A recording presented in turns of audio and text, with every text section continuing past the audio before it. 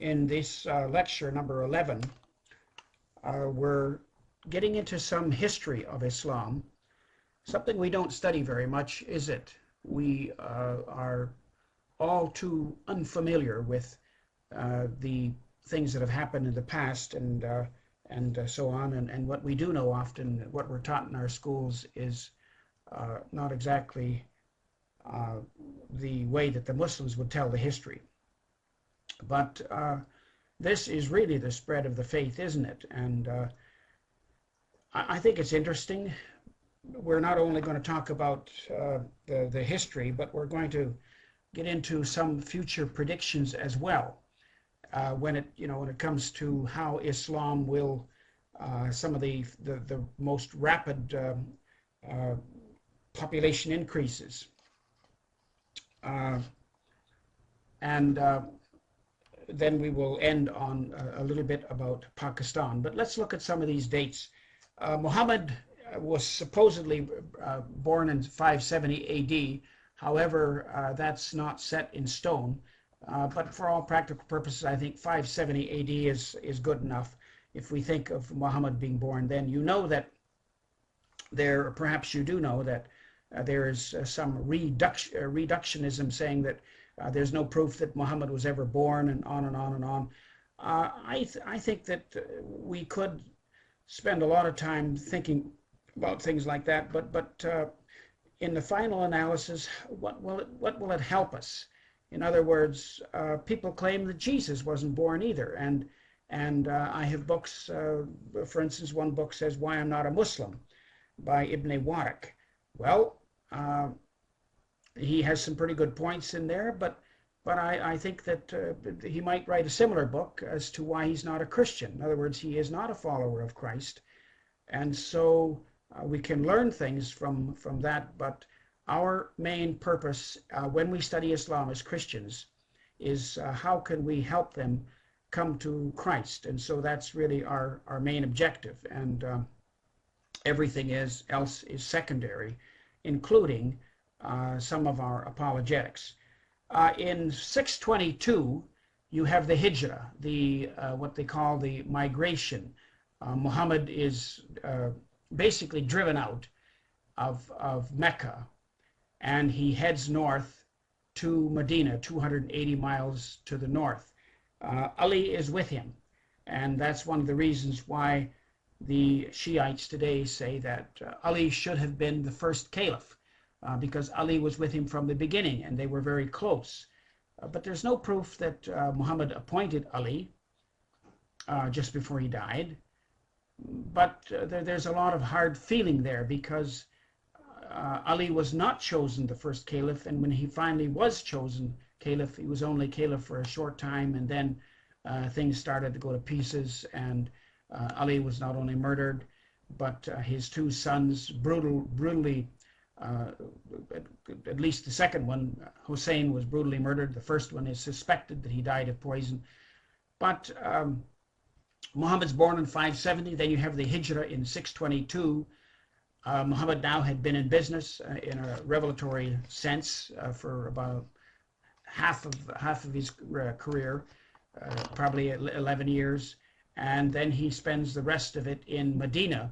But he takes on a different role, as we know. Now he becomes more or less the political arbitrator, and he is not just prophet. He can still preach, but his role has changed, and now he's ruling a kingdom, and that's in Medina. After Muhammad is dead and gone, you have several powerful groups springing up. The first one is in 661, Muawiyah, the first Umayyad caliph ruling in, notice it says Damascus. So now you have the Muslim world. It's quite expansive, and you have competing areas of control or competition. This is the first caliph, but it's after the four rightly guided caliphs.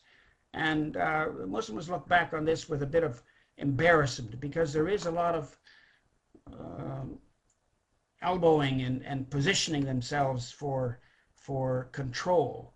And this one here was the Muawiyah. But then there is the Abbasid, and that has Baghdad as the capital. And Muslims look back on this as the glorious age. In other words, 500 years of ruling.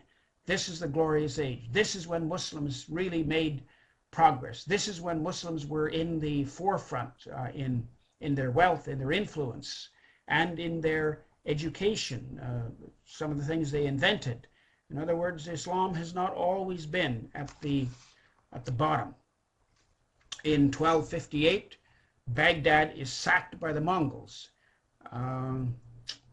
As they had previously sacked Rome, now they sack Baghdad. So all good things come to an end. And then in 1453, the Ottomans take Byzantine capital. Constantinople now is out of Christian hands. This is must have been a climatic moment, because remember that we said that Rome had been strong for so long, but then Rome had fallen in the 5th century, early 5th century. That is Western Christian Empire. The East hung on, Byzantine hung on for hundreds and hundreds of years. But finally, in 1453, the Ottomans, the Turks, take Byzantine, the capital of Constantinople. What a blow that must have been to the Byzantine Empire. But then, in 1561, the Ottoman fleet is defeated. By whom? By the British. So things change. Now, as we go on, having looked at those dates, let's just look at some broader issues, just 4 or 5, 6 dates, I'm not exactly sure. Looking at periods of time or sections of time. One, the mission of Muhammad is 610 to 632, where remember, he's born in 570. He begins his revelatory career. He starts to have his revelations in 610 in a cave in Hira. And they carry on for 22, 23 years. Presumably, if he had not died in 632 in the arms of his favorite wife, Aisha, they would have continued. But they ended in 632 when Muhammad died, somewhat mysteriously. We're not sure exactly. We have some record of his troubles in death, written by Al-Ghazali. It wasn't a pleasant time. It talks about the agony of death.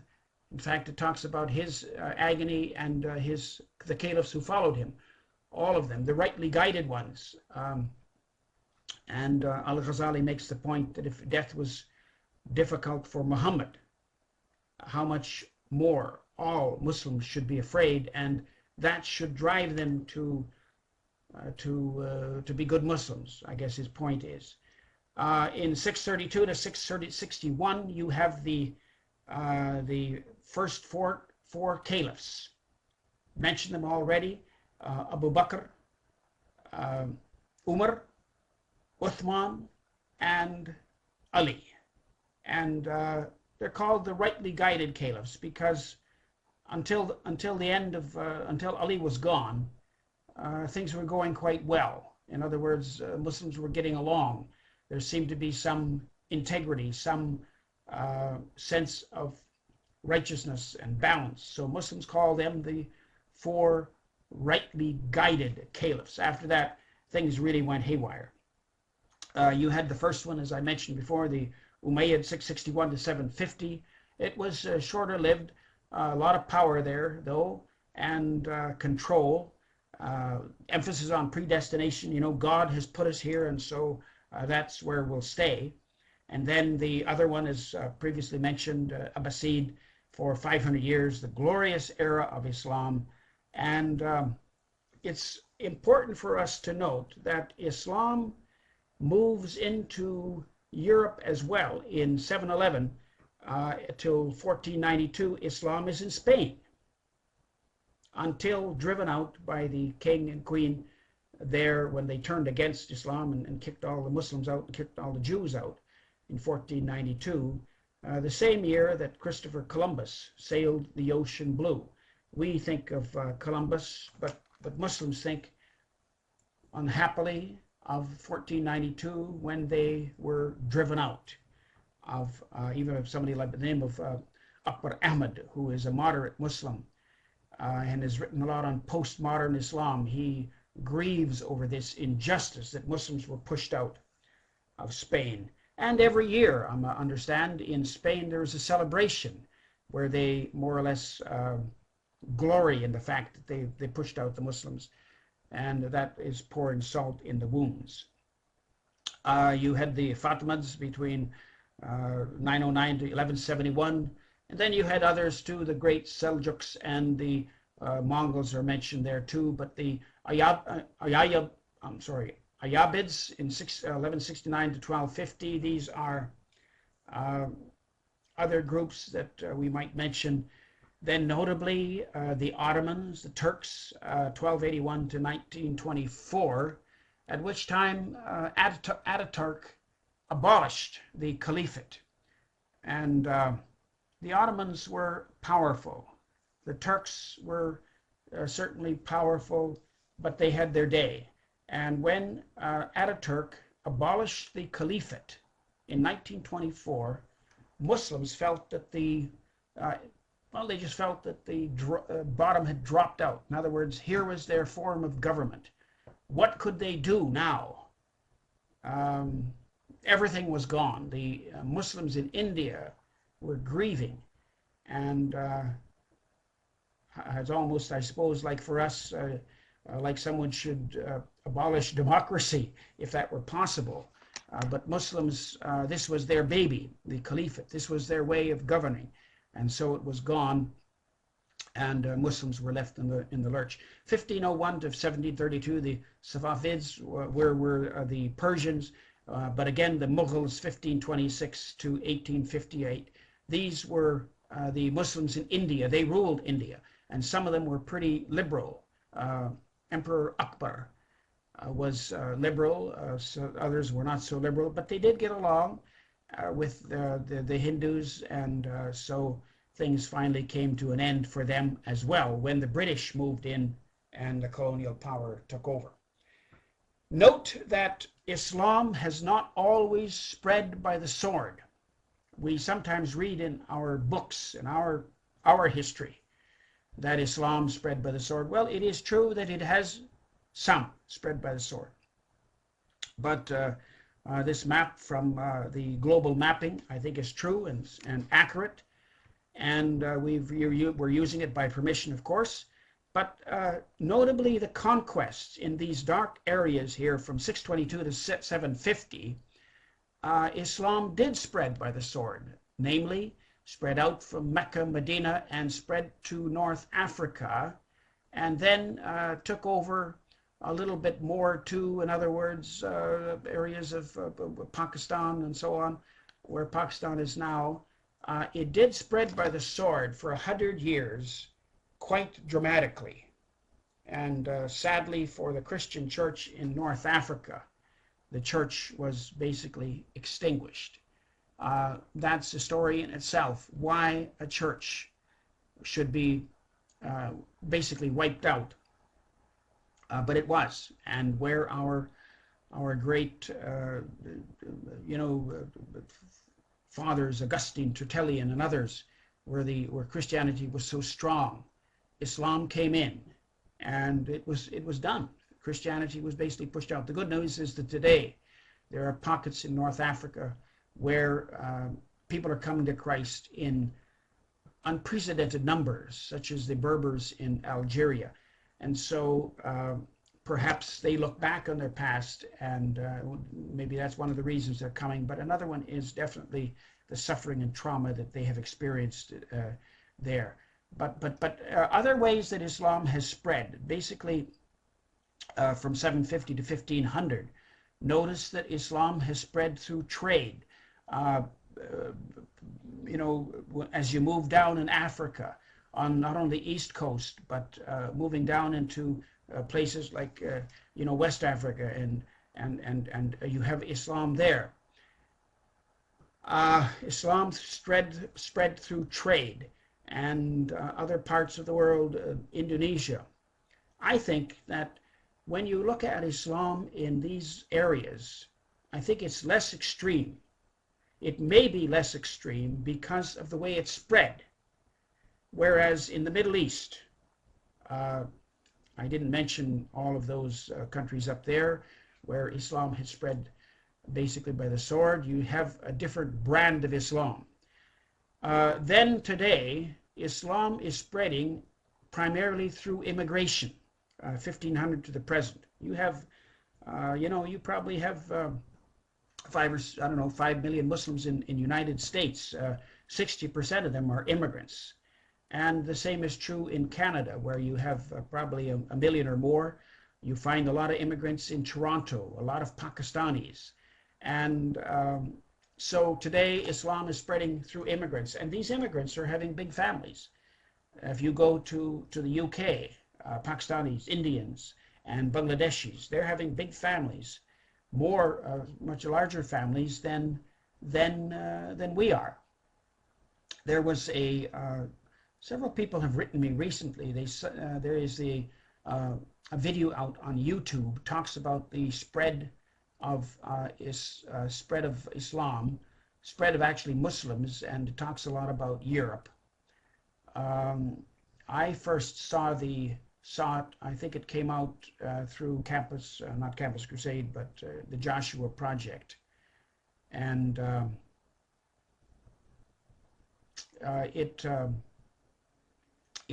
there is some truth in it, and Islam is spreading.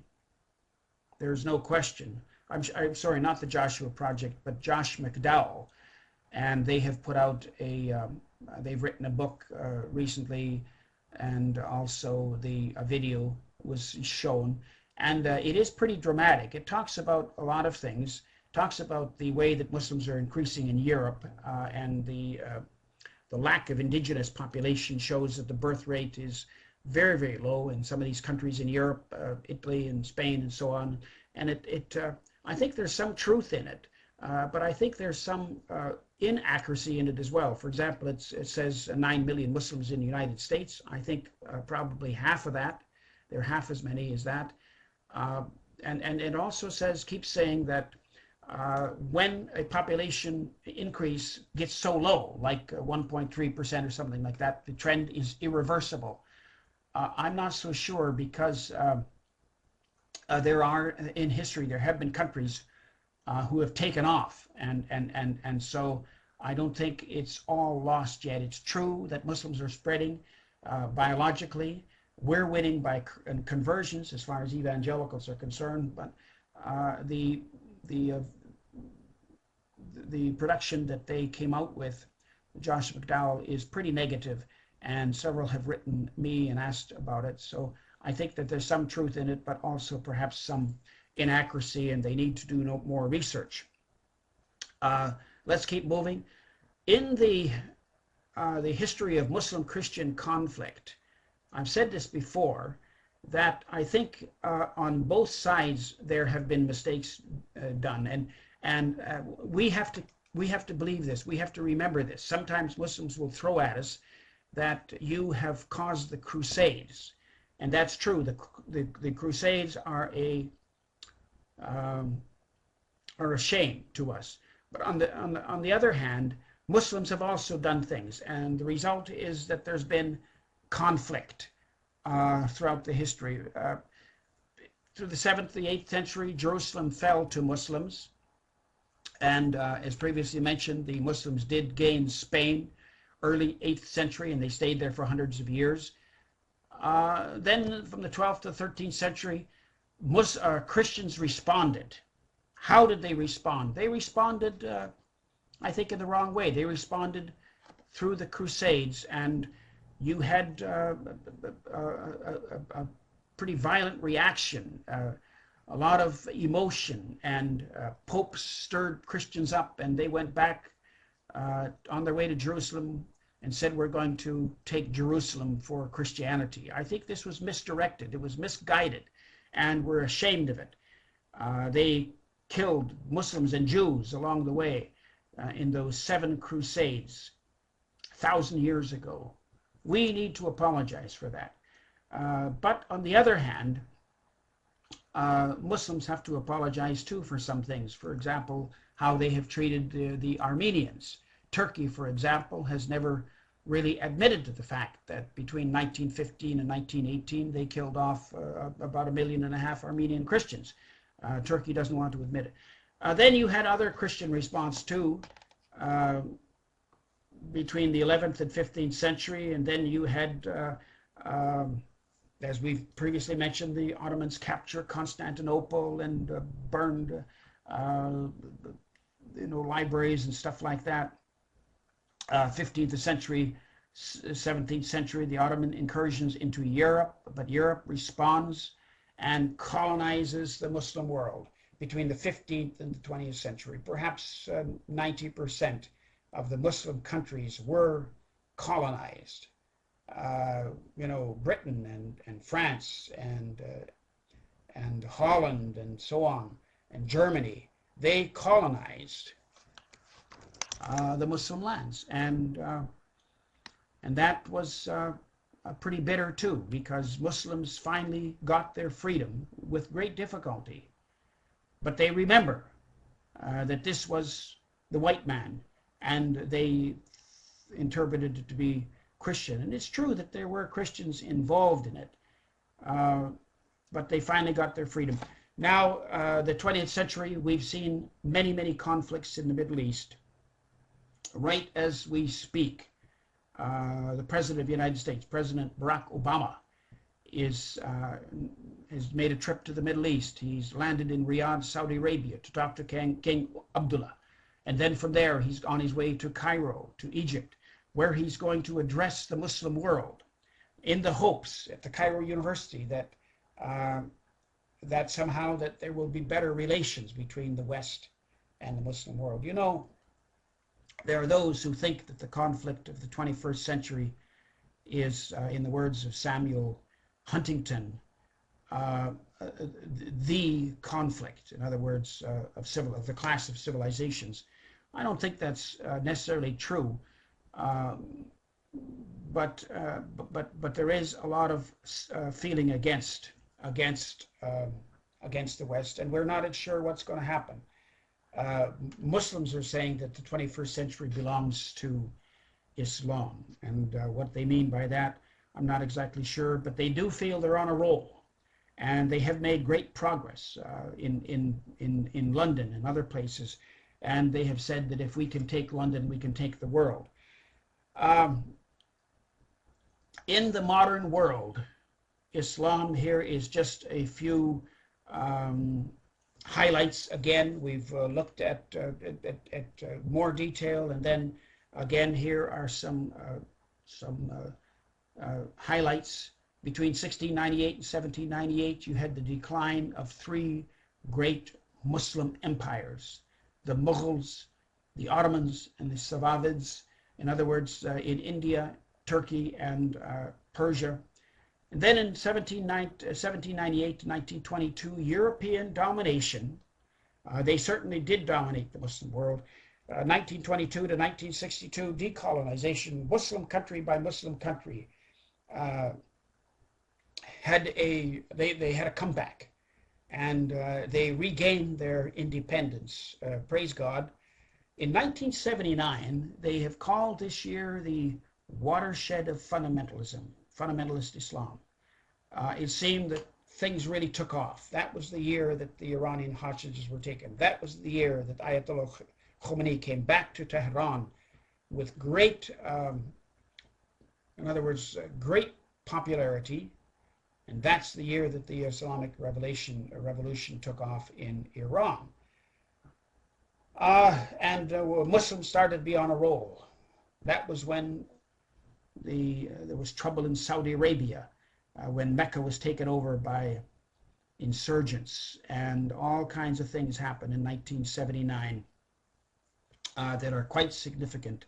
I'll maybe be able to tell you a little bit about my own personal experience, what happened to us in Pakistan at that time. 1979 was quite a pivotal experience for us. But I think the good news is God is working, and I think that since that date, he has worked more significantly and more powerfully in the Muslim world than ever before. For example, from that date onwards, there seemed to be things happening in Iran that never were before. 1962 to the present, you have Islamic resurgence and some radicalization. I know that's a bit of a contradiction from what I just said, but give or take a few years, Islamic resurgence is on the roll. And also, we could say that not only on the roll, but you do have some radicalization. Certainly is going on today in a place like Pakistan. Pakistan is not the place it was when we worked there. Left in 1991, kicked out, falsely accused of spying in the nuclear facilities. But certainly has become radicalized to a great extent. This map, perhaps without a whole lot of explanation, that there are areas in Africa where there is considerable growth of Islam, primarily in, the big blue areas here, talking about the growth of Islam in a place like Liberia. There is a considerable growth in Ghana and the Central African Republic. This is not to deny that there are places in Africa, such as Nigeria, where Christianity has really taken off. But in West Africa, Islam is growing quite dramatically. But by the same token, in a place like Ghana, so has Christianity. So again, Christianity is growing, but so is Islam in certain parts of the world. This we end with, and wanted to show that that some of the countries are growing quite rapidly. I'll just take one example from this chart. In 1950, Pakistan was number 3 in its, in other words, as the size of a Muslim country. Pakistan had just come into being by that time. It was in 1947. But it's growing quite rapidly.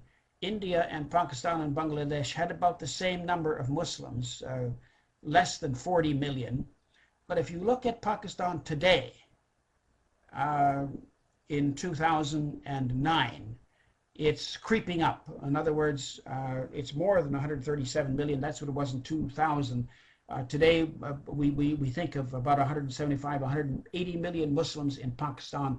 But the prediction is in 2050, Pakistan will be the largest Muslim country in the world. So this is scary. I'm worried about Pakistan. I just recently have done several interviews as the Taliban have taken over in Swat Valley, but now the Pakistan military has finally risen up to oppose them. But the result is that 3 million people are on the run and have become refugees, and it's pretty serious. We need to pray for Pakistan, that God, in his mercy, would bring peace to that country and also stability. Most of all, we pray that the gospel will spread in Pakistan.